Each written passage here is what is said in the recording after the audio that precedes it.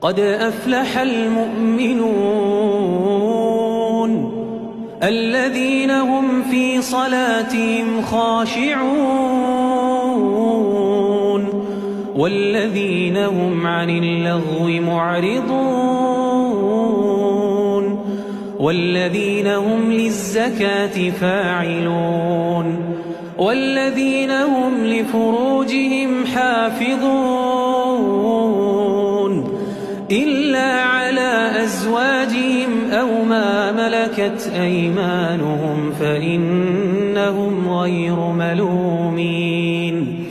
فمن ابتغى وراء ذلك فأولئك هم العادون والذين هم لأماناتهم وعهدهم راعون والذين هم على صلواتهم يحافظون أولئك هم الوارثون